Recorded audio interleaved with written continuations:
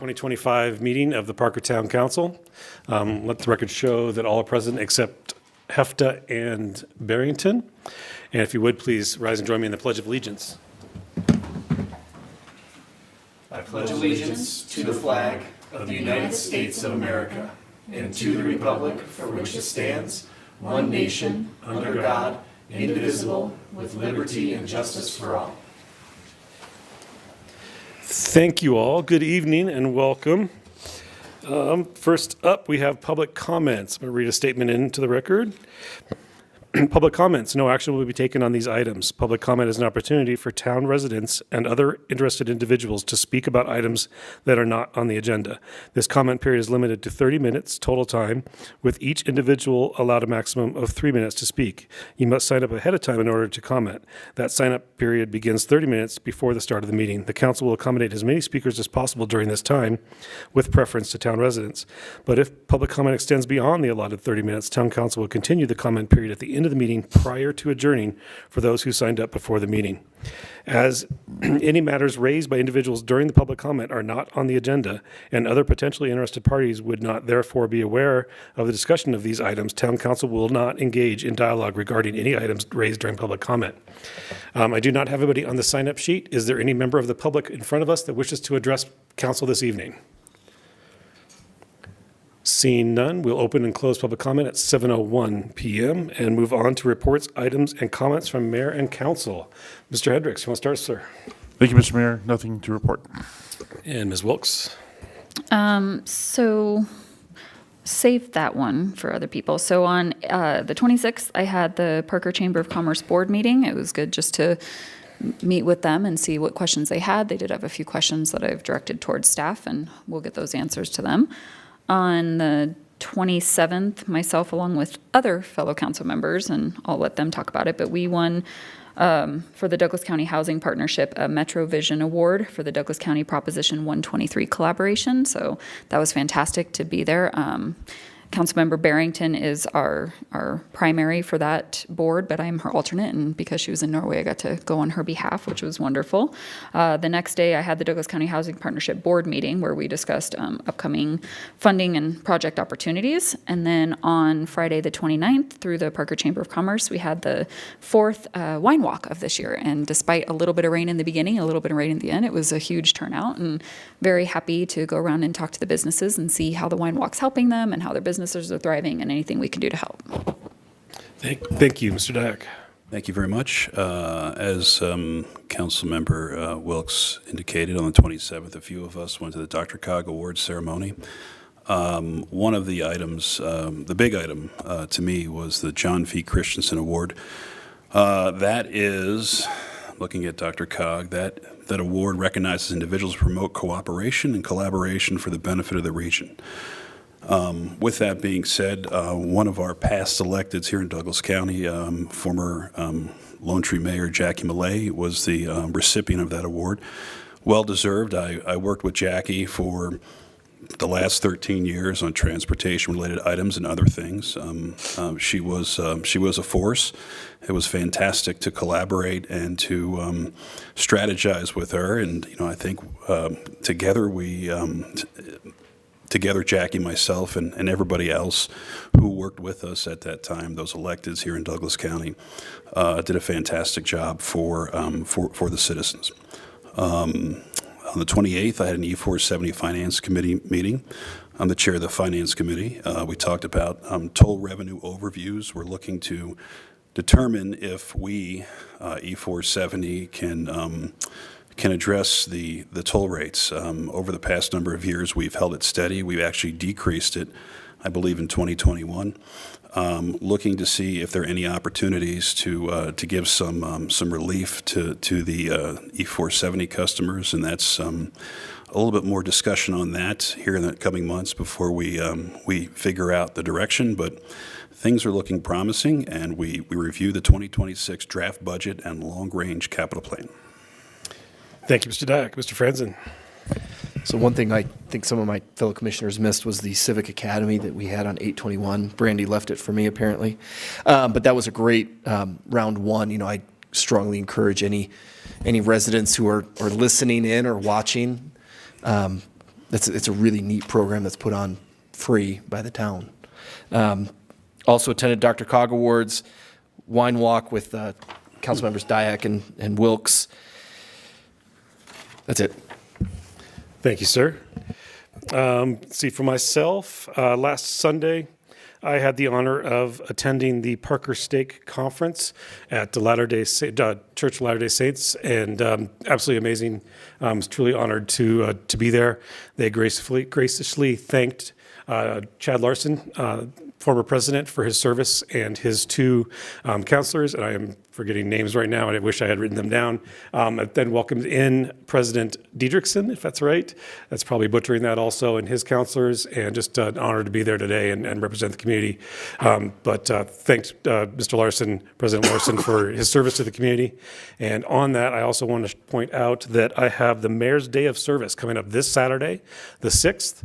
It's going to be at Cottonwood West Park. We'll start there and work our way up the creek, just cleaning up the creek and making everything beautiful. It is from 9 to noon on Saturday the 6th. So I hope to see you out there. It's a great opportunity. And then also the last week on Wednesday, I had the honor of attending the Tessa ribbon cutting. Tessa is the new organization that will be helping us in domestic violence situations. We've used the Crisis Center in the past, but the county is going to go to Tessa. They've got an incredible facility, over 50 beds to help families in need, and just an honor to be there to get that started. And then Thursday, I had the honor of speaking at Advent Health Parker Volunteer Luncheon. 200 volunteers, the lifeblood of Advent Health Parker, or the Parker Hospital. Just a great group of people. It was pointed out that in the 21 years that Parker has been here, that Advent Health Parker has been here, that over 500,000 volunteer hours have been contributed by just citizens in the community helping out the hospital. So just a huge number. So thank you very much. And with that, we'll move on. Already losing my voice. Next up, we have consent agenda. Consent agenda items are considered to be routine and will be enacted with one motion and vote. There will be no separate discussion for consent agenda items unless council votes to remove an item for individual discussion. Ordinances on the consent agenda are for introduction only and will not be removed for discussion. Council, in front of you are consent agenda items 4A all the way through 4G. I move to approve consent agenda items 4A through 4G. Second. I have a motion from Wilkes and a second from Hendricks. Hendricks? Yes. Wilkes? Aye. Dyack? Yes. Franzen? Yes. Consent agenda passes unanimously. Next up in front of you are ordinances, starting off with ordinance 5A. Ordinance number 1.660 on second reading, a bill for an ordinance conveying certain real property by easement to Parker Water and Sanitation District for Tallman Park. And Alex is presenting today. Thank you, Mr. Mayor. Good evening, Mayor and Council. This item is the first of two requests before you tonight to dedicate easements to Parker Water and Sanitation District. Before I jump into this one, I wanted to make a quick introduction. This gentleman to my left, this is Charles Kudlaskis. He's our Senior Development Review Engineer. This will be his first time in front of Council. He has been with us about 15 months now. Has some both private and public experience. He had a similar role at Jeffco a while back. So he's doing a great job. He's handling the bulk of our development review duties for the engineering department. And so we're very glad to have him and glad to introduce him to you tonight. So we will hear from him in just a minute. But to start with the first request for an easement is located within the open space associated with Tallman Park. So this is generally located at the northwest corner of Hilltop Road and Canterbury Parkway. For reference, Legend High School is just to the east of this. And as you can see on this vicinity map, the proposed sanitary sewer easement is located in red there. Basically, it stretches from the existing Parker Water Well House building, kind of in the open space west of the fields. It stretches north along a proposed sanitary sewer alignment all the way to the north boundary of this parcel, which is essentially just north of Tallman Gulch. This easement is being requested in association with some plant upgrades and additions to that Parker Water Well House within the park.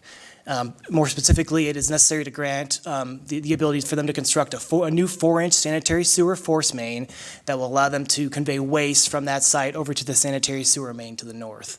And one point of clarification, Parker Water is requesting this in advance of the site plan for the actual well house building and surface improvements associated with that. The reason for that is that they want to be able to do this in advance because this line needs to be in before the building essentially. So there are two separate applications. One is a site plan amendment for the building and the site plan. That is still under review. That will come to you for your approval. That is on town property, so it does require the council approval.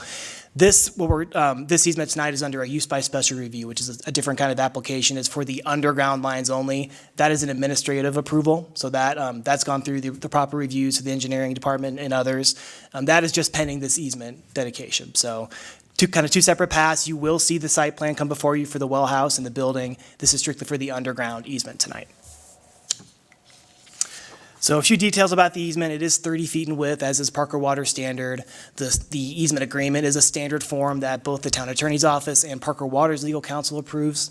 You may have noticed on the vicinity map that the town parcel stops short of where the sanitary sewer main is. This line will connect further on a parcel owned by the Idlewild HOA. They have obtained an easement from Idlewild to connect that into the sanitary sewer main.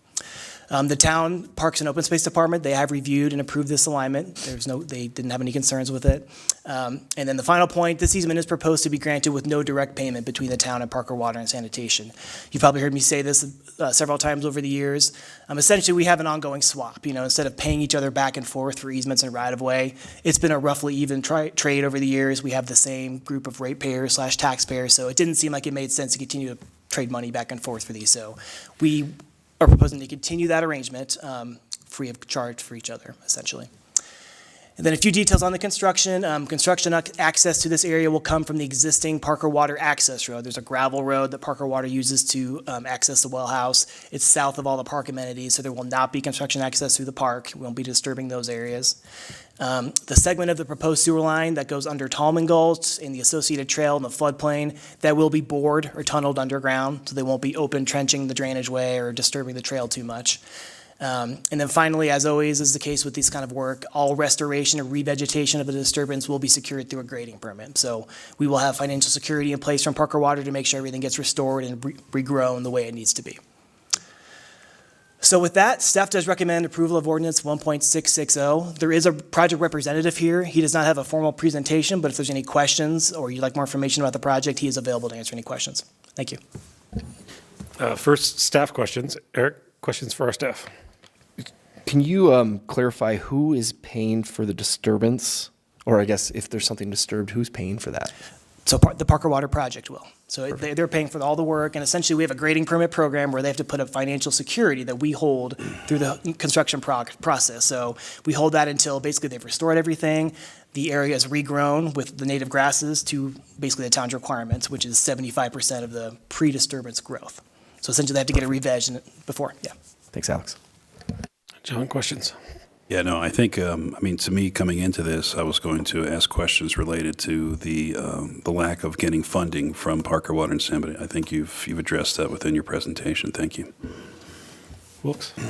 Yeah, so I know you guys talked about how it's going to be bored instead of trenched, and that's wonderful, but do we know if there's going to be any park space amenities impact or temporary closing of the park? I know a lot of sports take place there. Yeah, they've indicated there should not be any disruptions to programming. They have that access road that kind of stays away from the parks. They should be able to stay back behind all the fields. Shouldn't have to disrupt any of that. And even the equipment stuff, if it's happening during one of the games that we have, it shouldn't be. That's probably something we haven't really talked about it in that kind of detail. We could coordinate that with our Parks Department if we need to. Okay, thank you. Hendricks? No questions. Thank you. I have no questions for staff. If you don't mind, would you please come up and introduce yourself? I think I have a question for you. Hot seat. Let's see. Yes, please. There's a microphone there. There should be a little green light at the base.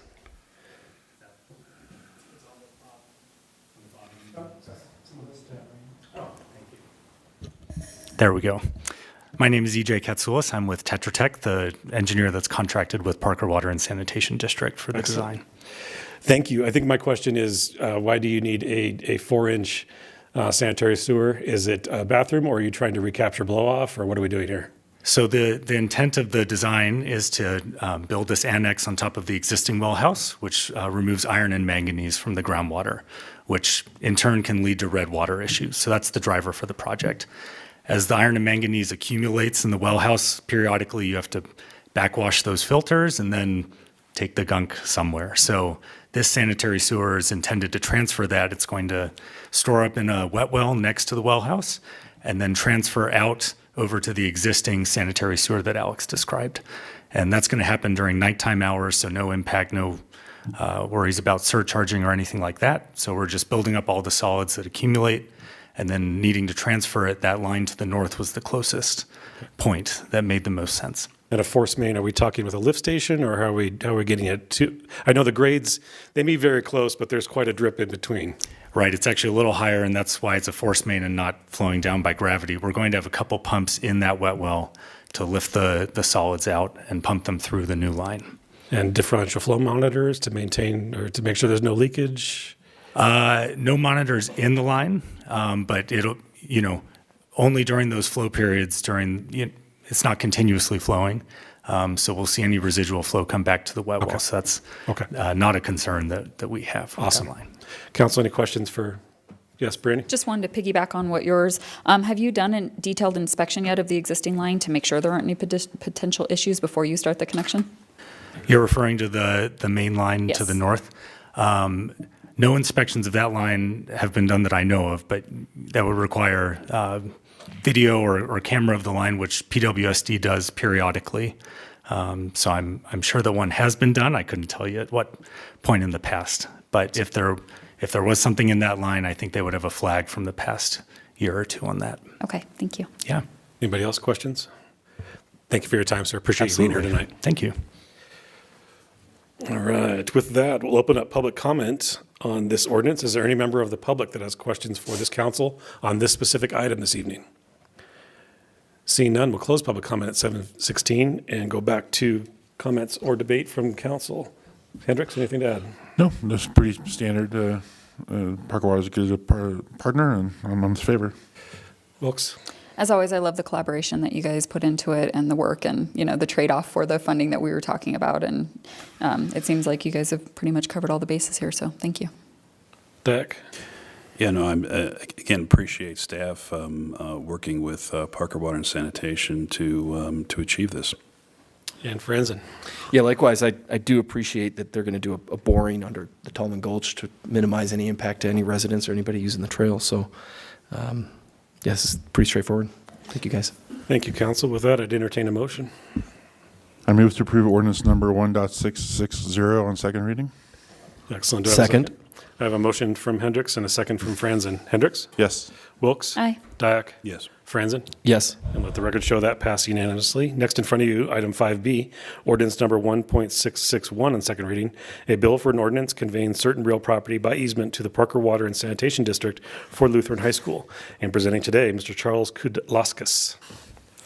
Thank you, Mayor and council members. Yes, tonight I am here to present ordinance 1.661, which is a proposed easement for water and sanitary sewer easement dedication to Parker Water and Sanitation District at Lutheran High School. As we can see in the depiction here, the easement consists of a northern crossing and a southern crossing of Newland Gulch, located between the two properties of Lutheran High School off to the east of Chambers Road.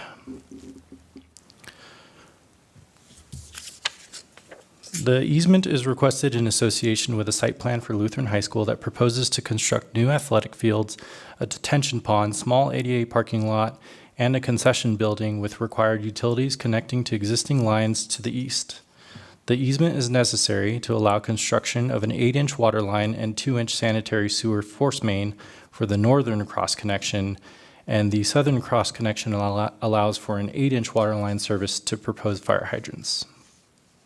Parker Water and Sanitation District has reviewed the easement and will execute the agreement upon site plan approval. Currently, there are no further engineering comments with the associated site plan. The easement at the north and south is 30 feet in width per Parker Water Sanitation District standards and based on a standard agreement from form approved by both legal counsels. Easement at the north and south crosses Newland Gulch within the town-owned Tract G of the New Horizon Filing 1 subdivision located between Lutheran High School property. The easement proposed to be granted with no direct payment as part of an ongoing easement and right-of-way cooperation between the town and Parker Water and Sanitation District, as Alex mentioned in his presentation. Construction access to the work area will come from the proposed site access off of Chambers Road and through the west side of the Lutheran High School property. The north and south segment of the utility crossings under Newland Gulch and the associated floodplain will be bored underground rather than trenched to minimize disturbance. All restoration and revegetation of the work area will be secured through an associated grading permit subsequent to the site plan. And with that, staff recommends approval of ordinance 1.661. And I'll open it up for any questions. Thank you. Start in reverse. Mr. Franzen, any questions for staff? When is the work taking place? And more specifically, is there any disturbance that'll be happening for the students or the parents of Lutheran? So no disturbance on the east side where the high school is located. It's on the west side where the access and pond are going in the concession building, and then the crossing of Newland Gulch. So there will be minimal impacts to the students. And then as far as when, I am not sure. I think it is getting pretty close to site plan approval. I believe currently they're just working on the licensing agreement for the access. Thank you. Jadak, any questions on the easement? No, I think we talked about this more than a few times in various study sessions, so I'm comfortable. Excellent. Ms. Wilkes? Couple questions. On the additional flow going from the detention pond and the concession building, are we pretty confident that the existing sewer line can have that capacity to handle that additional flow? Yeah, so as we go through the site plan approval process, we do send referrals to Parker Water and Sanitation District where they do review the sanitary and water capacities and that kind of stuff. And so, yes, I believe we will be fine with that. Thank you. And then my second question, considering that it is a detention pond and that'll probably have standing water, do we have special considerations for safety, considering the proximity to a school? Yes, as I said, I think so the pond is located to the west, like away from the high school, and there will be like a pedestrian crossing into that area, but kind of north of it's located north of the concession building and separated by an access, and so there would be limited like availability for the public to get to the pond. So I feel like it is in a pretty safe location. Perfect, thank you. Yeah. Mr. Hendricks? No questions, thank you. And then just real quick, a detention pond detains during flows, whereas a retention pond would retain water, and that's where you get the standing water that you see some of in our older developments. Correct. And this pond would hold water for no more than 72 hours. Absolutely. All right. Sorry, I had to point that out. I knew that, that's fine. All right. With that, is there any questions you're not representing on this project, are we? No. Okay.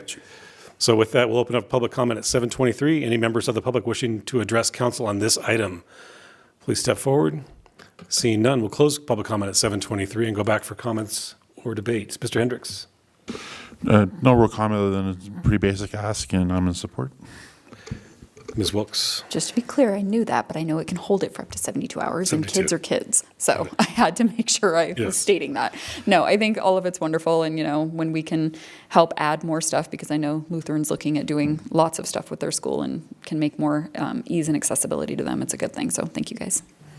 Mr. Dyak?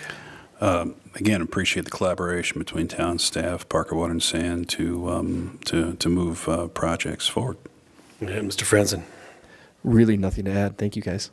And with that, I'd entertain a motion on ordinance number 1.661, please. I move to approve ordinance number 1.661 on second reading. Take a second. Second. A motion from Franzen, second from Wilkes. Hendricks? Yes. Wilkes? Aye. Dyak? Yes. Franzen? Yes. And that also passes unanimously. Next up in front of you is ordinance number 4.93.7 on second reading. A bill for an ordinance to amend Chapter 11.04 of the Parker Municipal Code concerning Parker Fire Protection Code. Presenting today is Mr. Lawson. There he is. Take it away, sir. I'm a little hemmed in here, so if you don't mind, I'll just stay where I am. All right, good evening, council. Before you, we have a couple different ordinances. I'll do one presentation for the two of them as they're quite closely related on ordinances 4.93.7 and 9.390. I did have a PowerPoint, but not that big of a deal. Yeah. Well, so that's why we do that. Okay. We will get to that. So as you are probably familiar with by now, as a way of improving, operational efficiency and streamlining our processes a little bit and ultimately making life easier for our businesses here in town, the town initiated a move of Fire Life Safety Services back to South Metro Fire, where they had lived before 2015. And so that's stuff including fire and building plan reviews, inspections, community event compliance, mobile vendor oversight, and fire permit approvals. In doing so, Parker is going to be like the rest of the municipalities in the South Metro service area. Till this move happened, we were the only municipality that did not do that have that partnership with South Metro. So a couple of changes in our code are necessary to make this happen. And so what we'll be doing is designated South Metro rather than the town's chief building officer as our official authority for the fire code interpretation and enforcement. And we'll also have some minor cleanup in the fire code, in our code, to make consistent with International Fire Code. All right, financially, we are proposing a one-time payment to South Metro of $50,900 to do startup costs. That includes onboarding staff and necessary equipment, including a vehicle. One-time thing here in 2025. Long-term, we're expecting net savings of around $58,000 a year annually to the town with the move. So tonight, we have recommendations that you approve both ordinances. Excellent. So do you want me to read the second one in or go through this one, read the second one also? Yes. So also in front of you tonight, this evening, council, is ordinance number 9.390 on second reading, a bill for an ordinance to approve an intergovernmental agreement for the payment of startup cost for fire life safety services by and between the town of Parker and South Metro Fire Rescue Fire Protection District. So tonight we'll be talking or taking questions. Mr. Lawson will be taking questions on both these ordinances, and then after that I will entertain two separate motions. We'll start with Mr. Hendricks. Questions, sir? No questions, thank you. Ms. Wilkes? No questions, thank you. Mr. Dyak? I have no questions. And Mr. Franzen? No questions. Thank you. With that, I'll open up for public comment on either ordinance. If there's any member of the public wishing to address council on these two ordinances, please step forward. Seeing none, we'll open and close public comment at 7:27 and move on to closing statements. Anything, Mr. Hendricks? I'm happy we're expanding our relationship with South Metro Fire, and I'm in support of both ordinances. Ms. Wilkes? Yeah, being able to essentially save our taxpayers that money every year for duplicate services, I think, is huge. And then also, kind of streamlining that permitting process for our businesses. I think many local businesses and people coming to Parker are going to appreciate that. So thank you, guys. Mr. Dyak? Yeah, for context, Mr. Lawson indicated that we're the only ones who are not part of South Metro. I think in between years 2013 and 2017, I don't really know when we brought the fire into the town of Parker for review services. It was to create efficiencies. There were some bottlenecks, and at that time, that was the fire review. Appreciate the consistent review to try to figure out how we can get better and potentially save money. These two ordinances achieve both of that. Thank you. Thank you, Mr. Dyak. Mr. Franzen? And hard following Mr. Dyak. It's well spoken, well said. But I think this is a great move for better transparency for businesses, and certainly having our inspections in line with our neighboring communities again makes Parker more competitive, or just as competitive. The big thing to me is $58,000 a year of cost savings. That's a big number. That's going to provide for some other services somewhere else. So that's a great thing. So thank you, guys. Thank you. And if I may, I'll reiterate what Ms. Wilkes and Mr. Dyak, Mr. Franzen, Mr. Hendricks said. Back when we did take it back, we had that ability because Parker Fire was the root of South Metro. And so we could take it back in because we identified some inefficiencies and we wanted to make it as efficient as possible for our applicants and our businesses at that time. As it grew, we became the cause of frustration, and we recognized that. And so we did our best to identify what we could do better. I will give kudos to staff to town manager's office for some incredibly hard work, some incredibly hard decisions, and we did it. And we did it for the betterment of our community, the betterment of our businesses. So kudos to you. With that, I would entertain a motion on ordinance number 4.93.7, please. I move to approve ordinance number 4.93.7 on second reading. And a second, please. Second. I have a motion from Wilks and a second from Hendricks. Hendricks? Yes. Wilks? Aye. Dyak? Yes. Franzen? Yes. Excellent. Entertain a motion on ordinance, I'm sorry, that passes unanimously. Next, I'll entertain a motion on ordinance number 9.390, please. I move to approve ordinance number 9.390 on second reading. I have a Second. motion. I have a motion from Hendricks and a second from Franzen. Hendricks? Yes. Wilks? Aye. Dyak? Yes. Franzen? Yes. And that also passes unanimously. That concludes ordinances. Next in front of you are resolutions. The first, actually, quite a few resolutions. You want to read these all in separately? Yes, please, she says. Resolutions. Town Council support for ballot questions on the November 4th, 2025 general, or election, excuse me. Resolution, item number 6.1, resolution number 25-051, a resolution of the Town Council supporting the passage of ballot question 2A concerning Town Council vacancies and the appointment process. Item number 6.2, resolution number 25-052, a resolution of the Town Council supporting the passage of ballot question 2B, concerning Town Council conflict of interest provisions. Item number 6.3, resolution number 25-053, a resolution of the Town Council supporting the passage of ballot question 2C concerning multiple offices to prohibit the mayor or any town council member from simultaneously serving in any other office. Item 6.4, resolution number 25-054, a resolution of the town council supporting the passage of ballot question 2D concerning the repeal of Board of Adjustments and, concerning the repeal of Board of Adjustments and Appeals. And item 6.5, resolution number 25-055, a resolution of the town council supporting the passage of ballot question 2E concerning contracts with other government entities by ordinance. And all these were presented en masse from Ms. Kelsey. Take it away. All right. Good evening, Mayor and Council. Kelsey Hall here from the Town Attorney's Office. I'm here to present you with the resolutions in support of the aforementioned ballot questions. So as most of you are aware, when you have referred ballot questions to the public for their consideration at an election, the only thing you are allowed to do for advocacy as a body is to pass a resolution in support. So this would be your one opportunity to urge the public to take an action in this upcoming election as a body. So that's what we're here to discuss tonight. This is going to be a very similar presentation to the one you heard at the last council meeting because I tried to give a lot of the reasons behind these ballot questions in that presentation. So I will try to keep this a little bit more brief while briefly going over the arguments. Would you like me to do one and then have you discuss, or would you like me to explain all of them at once? Let's go one by one. Okay, perfect. So we will start. Is that okay with you? Yeah. Yes.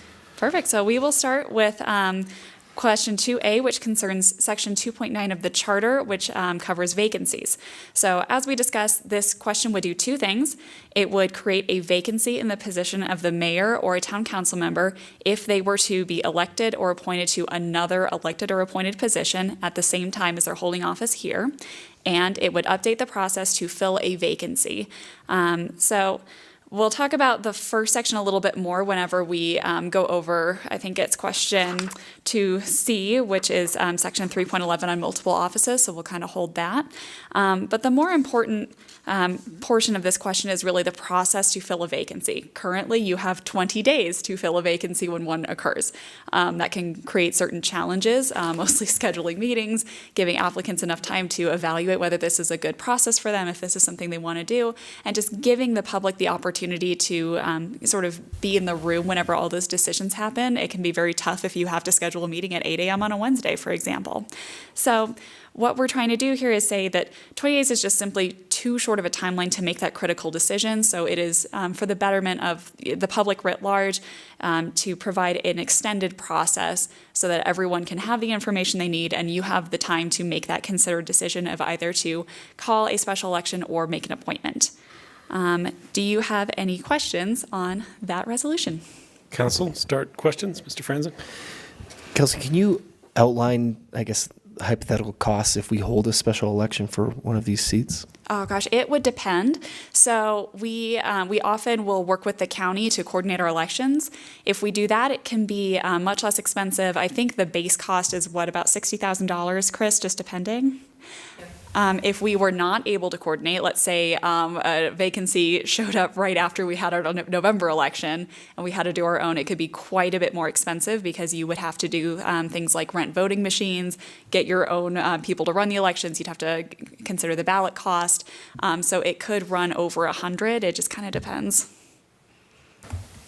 That's all. Thank you. So real quick, sorry, just a question. Do you want to take votes after each presentation, or do you want to wait at the end? What do you think is the safest way to go? It's up to council. If we're going to do a question answer for each one, it might make sense to let the public comment individually. Okay. And then, then While we can do a vote while the record's hot. after each one. Okay, we'll take these individually then, Council, if that's okay with you. Yes. Okay, sorry. John? Yeah, I have no questions. Wilkes? I have no questions. Hendricks? No questions. All right. With that, I'll open up public comment at 7:36 on this item. If there's any member of the public wishing to address the council on this item. Seeing none, we'll close public comment at 7:36 and go back for closing comments. Mr. Hendricks, anything to say? No. Wilkes? Yeah, I mean, we went through an appointment process, and it was incredibly stressful at the urgency we had to do with it, especially given that it was after an election, to your point. So anytime we can give us just a little bit more to try to do the right thing and save our taxpayers that money, I'm in favor of. So thank you. Mr. Dak? Yeah, just for big picture context, all these resolutions sort of come out of this ongoing discussions. We usually try to have these ballot questions in, odd years, if you will, non-council, non-voting of individual office years. We sort of task staff with trying to keep track of this. They bring them back, we discuss, and then we try to figure out if any of these have merit to promote up to the citizens to try to alter or revise our town charter. And with that, Councilmember Wilkes sort of hit the points I was going to make. With a vacancy we just went through last November, the time frame that we had ran into the holiday season. Again, we were more than willing to try to alter our plans and find amenable dates. It was a little bit challenging to find at least 4 or 5 council members to do that as the holiday party, as the Thanksgiving, as the Christmas season, and already committed vacations were on the docket. So that's just one example. We're always willing to answer the bell, but we just don't know when these vacancies are going to come. So anytime we have the ability to stretch it out a little bit to ensure that we have a good process, we can notice the public, they can provide their statement of interest, council can review those, prioritize those, have discussion, bring those candidates in for an interview, and ultimately determine if we can find one person to appoint. If not, then again, it potentially could go to an election. So with all of that in a short time frame, it becomes very, very, very challenging, and we want to do the best we possibly can to do it right for the town. And I believe giving us a little bit more latitude, especially when these vacancies kind of happen after an election, is appropriate. Thank you. Mr. Dak. Mr. Franzen? The only thing I would add is it's also on top of elections. It's also if somebody's appointed, not appointed, I'm sorry, if they're elected into a separate position. So not just out of a vacate. I had nothing else to add, though. I think I will add, just for evidence, I was the one that I vacated to take this chair. I was sitting down there, and I vacated when I won this chair. This council came together over the holidays. They were being very humble, but they had a very short time frame over December to interview and find qualified candidates to take this chair. Thankfully, they did and found an amazing council member in Mr. Franzen. But it was incredibly a crunch, and it was a lot of stress, and it was people taking time away from their families to do so.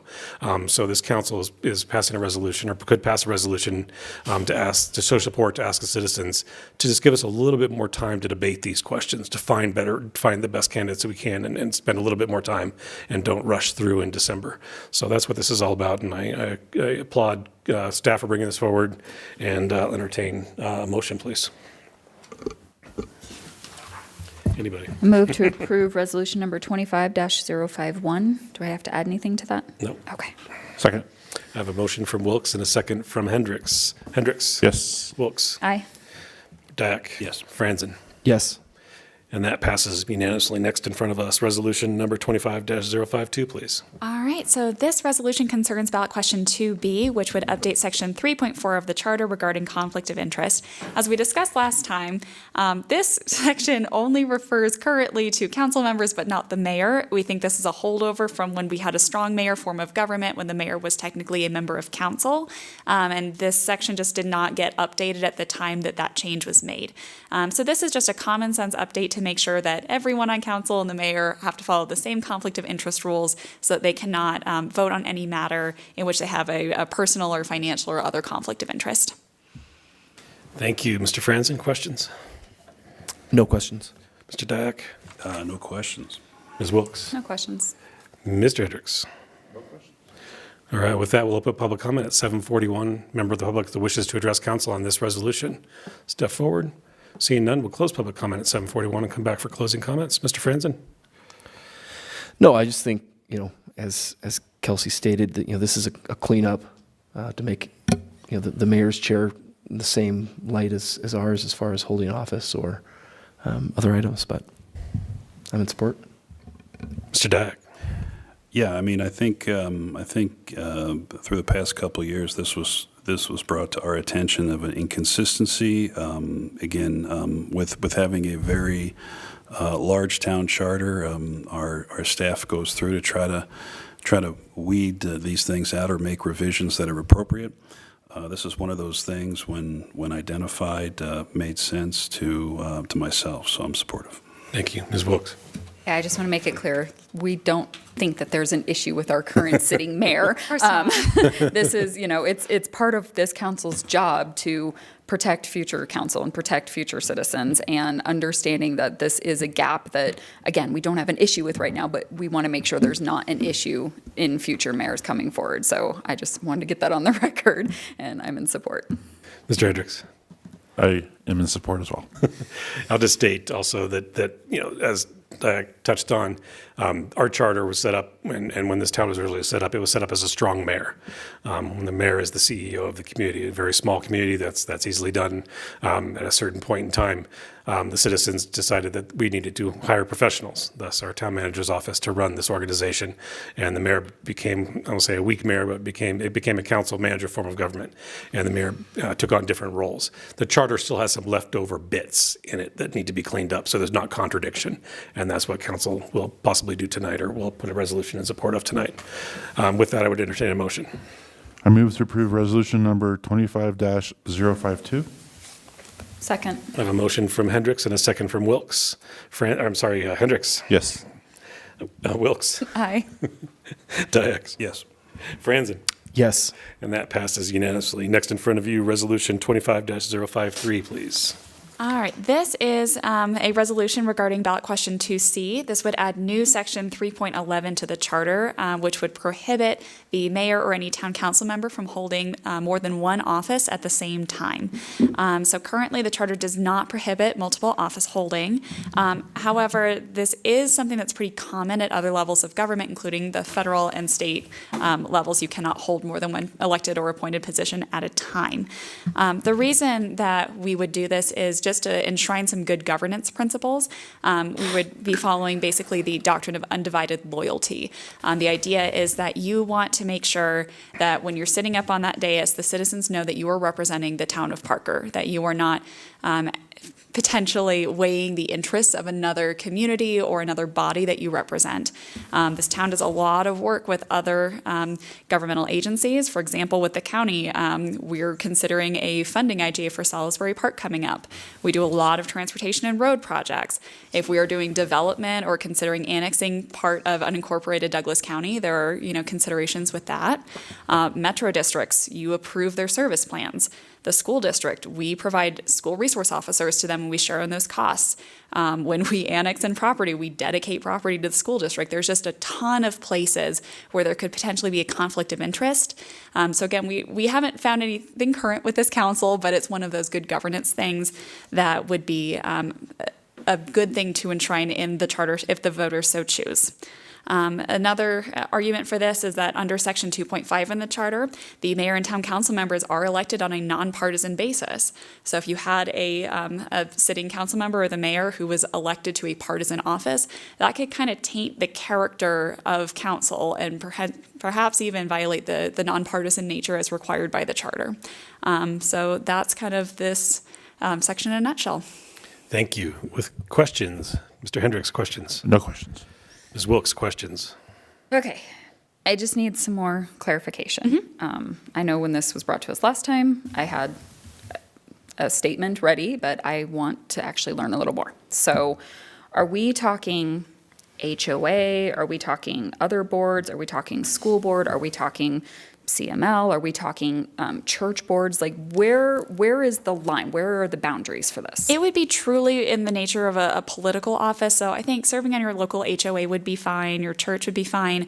I think a metro district would be out. I think the school district would be out. So things where we really do have those strong relationships, I guess you could say. Okay, and I can dialogue, right? Okay. Couldn't we, if we potentially did serve on one of those, couldn't we just declare it as a conflict of like, hey, like we've all actually kind of done this. Like we've had somebody that's had to do it for the E470 and somebody's had to do it for Cherry Creek. Like, couldn't we say, hey, I actually have a conflict because I'm going to be voting on this on the other side?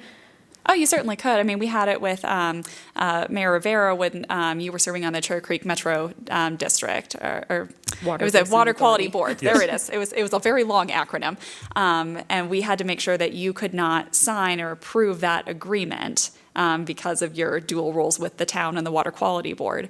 You could certainly declare those conflicts and abstain. I think the issue here is if there's a lot of those. So if you've got a one-time conflict, maybe it's okay. If we deal with this other entity a lot, maybe it looks like it's hard for you to fully participate in either role. Just a point of clarification, the E470 and Cherry Creek Basin Water Quality Authority are not elected positions.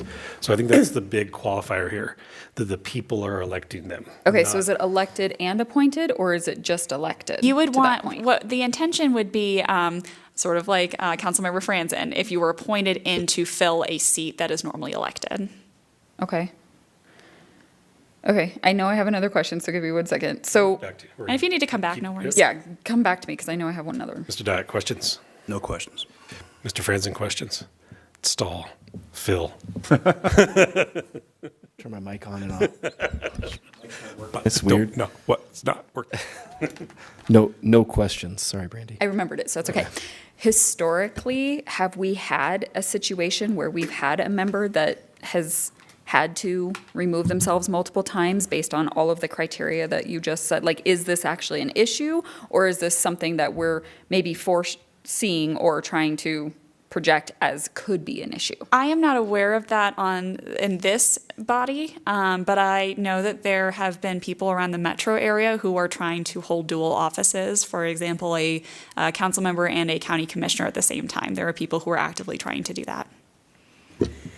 And another thing to consider is there's actually legal authority talking about incompatible offices. And so beyond just our charter, there is actually law out there that says that if you hold an office that's incompatible with the current office you're holding, that could be a violation of your ethical duties. Okay. But, I think the intention of having this question, if approved by the voters, would be you don't need to have that long argument of do we need to consider the facts, so we just have a bright line test so that we can avoid that sort of conflict of interest situation. Okay. Is it, man, Is it fair to say that as our charter is a bit dated now, charters, I know Castle Pines, for example, one of the newest home rule communities, in their charter and newer charters, it specifically states this, that you cannot, and cities and towns are moving towards this, correct? I couldn't say as a general rule, but Castle Pines certainly. Jamie, did you have anything to add? Castle Pines, yeah, Castle Pines does have this as part of their charter. And like I said, this is like for example, the federal House of Representatives, like their ethics rules prohibit them to hold dual offices. At the state, you have some of that as well. Although I am aware, I think, of a state representative that is also a council member. Yes. Any more questions? Can I ask questions to fellow council, or is it just to staff? Well, we can do a debate when we come back. And then any questions for staff? I do have one question. Yep. Doing my number count up here, if all four of us don't say yes to this resolution, it does not pass. Is that accurate? The passage of a resolution does require a majority of the full council. So even though we only have 4 council members here, 4 council members would have to vote to approve anything tonight. Okay, thank you. All right, with that, I'll open up public comment at 7:50 on this item. Any questions or comments from the public? Please step forward. Seeing none, we'll close public comment at 7:50 and go back for comments or debate from council. Hendricks. Okay. Wilkes. Well, knowing now that I know the 3 of you had approved this previously or wanted to approve this previously, and knowing that I would need to be on board with that, I'm giving an opportunity to council to change my mind, because we know where I stood on this last time. Well, for me, in my mind, it's bigger pictures. If I don't think it's right for me to have 2 elected positions. I know there are some people out there that have that, and this job is big enough, and I think requires the full attention of the individual to represent the citizens. And so I kind of have it from that perspective. Other things like school boards, I mean, they're partners, but there could be. What if a special meeting is called up and there's a conflict here and there? What are you gonna do? So things like that, I think, also come into play. But I don't see any real issues with HOA boards, right? That to me is not. It's a different tier, I guess. So that's from my perspective. I like this one a lot because I don't think it's right for elected official to have 2 positions if at these higher tiers. Let's say. I guess it just depends on what you consider it belongs in a tier. School board. Yeah, I kind of do think that's a higher tier because it's important enough where there could be a real conflict of what you're going to choose. HOA, you could maybe brush off. So that's to me, this is how I feel. Okay. Thank you. Yeah, I mean, to me, this position is touted as a part-time position. I think some people, looking back historically, have viewed it more as a passion. But this position opens you up to other areas. Myself, I'm on the E470 board, and I'm on the Denver Regional Council of Governments, or Dr. Cog board. To me, if you do the work for the town, it leads you maybe into more of a greater understanding on these other appointments that come with you being elected within the town of Parker. There's plenty of those out there. And with people being so passionate, it leads you into other areas, which creates time constraints. I was in leadership in both of those. I was chair of both of those organizations. And in doing such, it is another town of Parker times times 3 for me. I was on the leadership track to both of those external regional boards as I was sitting here in the town of Parker.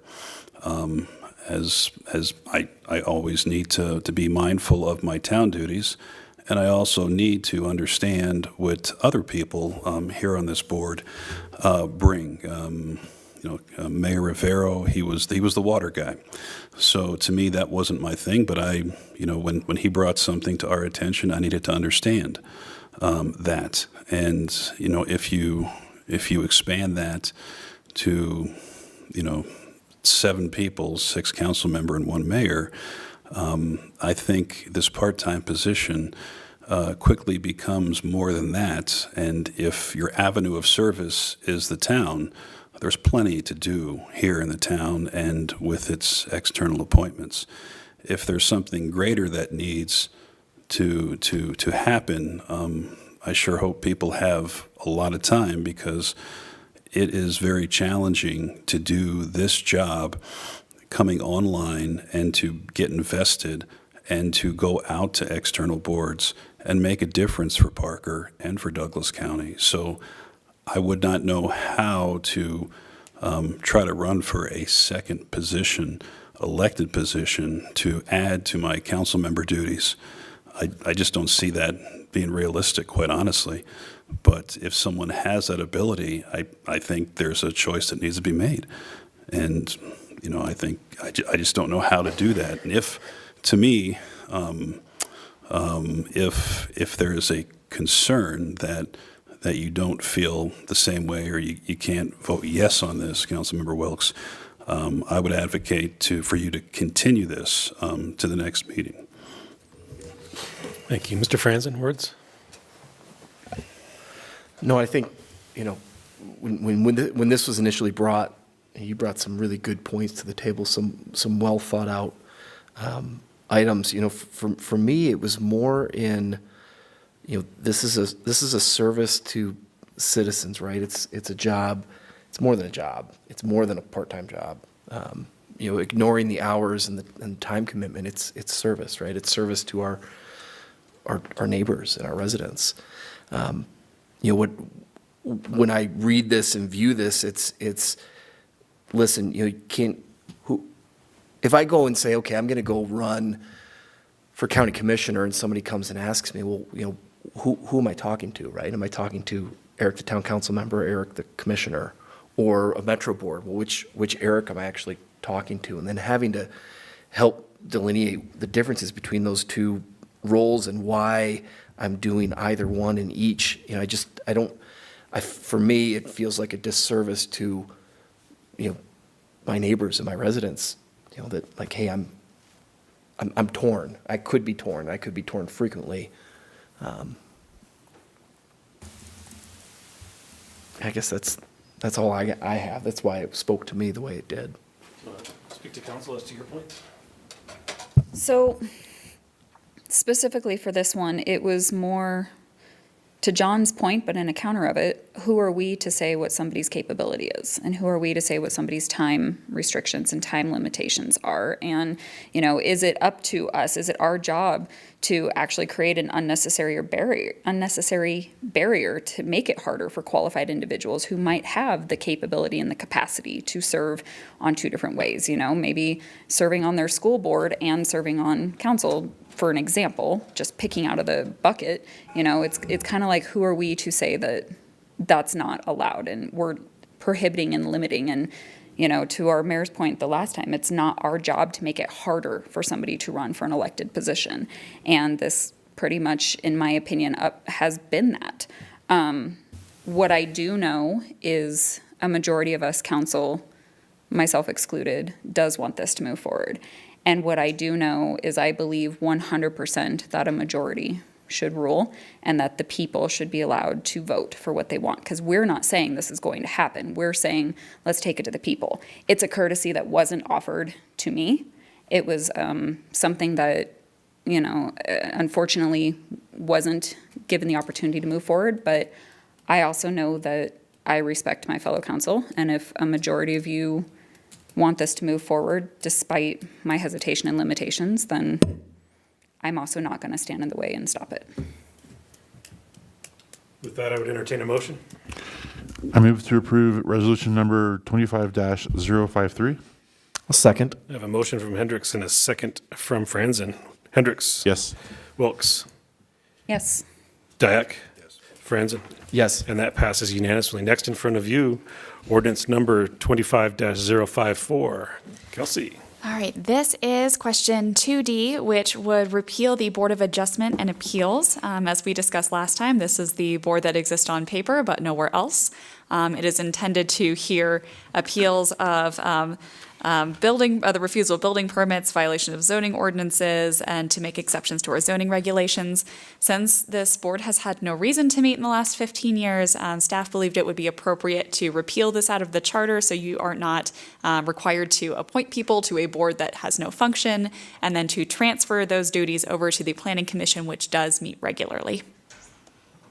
This would conserve resources and just make things a little bit more efficient. Excellent. Questions, Franzen? And the, I guess the replacement of this Board of Adjustment and Appeals actually is the Planning Commission is where this would fall. Correct. So if this passed, because the ballot question doesn't go quite into this detail, it's just a full repeal of the section. What we would do upon this passing is we would pass an ordinance that would update Planning Commission's duties, which is in the code rather than the charter, and just do a straight control, copy and paste. Perfect. Thank you. Mr. Dyak. No questions. Ms. Wilks. Nope, no questions, thank you. Mr. Hendricks. No questions. With that, we'll open public comment at 8:01. If any member of the public is wishing to address council on this resolution, please step forward. Seeing none, we'll close public comment at 8:01. Go back for closing statements. Mr. Hendricks. I'm in support. Wilks. Yeah, I know that as it stands right now, if that were to ever happen, we would kind of be in a little bit of a pickle. So hopefully the people can understand that we're doing this to actually make it simpler on anybody that would want to appeal and not have to go through a whole bunch of legal stuff that I don't understand. So I appreciate the work on this and the thought put into actually making it easier for our citizens. Mr. Dyak. Yeah, I did not realize we had a Board of Adjustment and Appeals. Staff brought this to us and outlined that it's something we haven't used in a number of years. So aligning it with the Planning Commission and their duties seems to make the most sense. Thank you. Mr. Franzen. Nothing to add. Yeah, and if I may, I think that, again, we did recognize it. The big green book behind me, it's sometimes we don't catch things until we start digging at it. And I think we have such an incredibly qualified planning commission to sit, in advisement of this council. They could easily take this load. And as we've seen, there isn't that load because we've never used it. And so, if there was that need, it did need to come, the planning commission is more than qualified if the people agree. So with that, I would entertain a motion. Move to approve resolution number 25-054. Second. I have a motion from Wilks, a second from Franzen. Hendricks? Yes. Wilks? Aye. Dyak? Yes. Franzen? Yes. And that passes unanimously. Last in front of you, resolution 25-055. All right, this one is near and dear to my heart. This is ballot question 2E. So this section, section 15.6, requires you to approve all contracts with other governmental entities by ordinance, which requires 2 readings, which takes a month minimum. So this would, again, be a straight repeal of that section. It would allow those contracts to be treated like any other agreement before you. So you would see anything over $100,000 or anything of special interest. And this, again, would just move us into the 21st century and allow a much more efficient conduct of business with our governmental partners. Questions? No questions. No questions. Open public comment at 8:03. Any member of the public wish to address on IGAs. Contracts with other government entities, excuse me. Seeing none, we'll close public comment at 8:03. Move back for closing comments. Hendricks, anything? Let's do it. Whoops. The collaboration that we have with other governmental entities is key to our success. We can't do all of this on our own. We have to be able to work together and vice versa. And being able to clean this up and make it something where we don't have to stress about it as much and it doesn't have to take so long and potentially run the risk of us not being able to go forward with it, I'm in favor of. So thank you. Dyak, anything? Yeah, I mean, over the last 13 years, we've had some IGAs that, even though we've been working on them, have come together, and we needed to pass these IGAs in close proximity to other municipalities. With our process of it being an ordinance in 2 readings, it could be 3 or 4 weeks before we can ultimately get to that. Whereas in a resolution, we do not have that issue. We do have other items on the agenda that are over 100,000, over 500,000, that we notice, and we don't have to go through an ordinance process. So to me, this just makes sense. Mr. Franzen. Yeah, the only piece I want to add is this is not staff is not, how do I say this? It's not that they're never going to bring intergovernmental agreements before council. It's streamlining a process that is old and outdated and out of line with our other partners. That's what we're doing here. This is not a let's push stuff down to town. This is actually let's streamline. So I'm in support. I think for me, just final statements. I think we've talked about it even tonight, the cost of government inefficiency. And where this may not be inefficient for us, we are slowing down other governments, sometimes multiple other governments.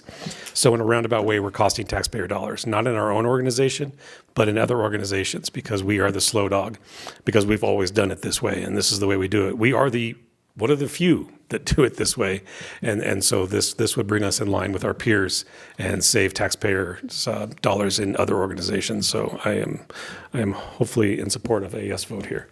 Mr. Hendricks, I'm sorry, I would entertain a motion. I move to approve resolution number 25-055. And a second? Second. I have a motion from Franz and a second from Hendricks. I guess I should get a motion before I call the vote, right? Hendricks. Let's do it. Wilkes. Aye. Dyak. Yes. Franzen. Yes. Thank you. And with nothing else in front of this council, we are adjourned at 8:06 p.m.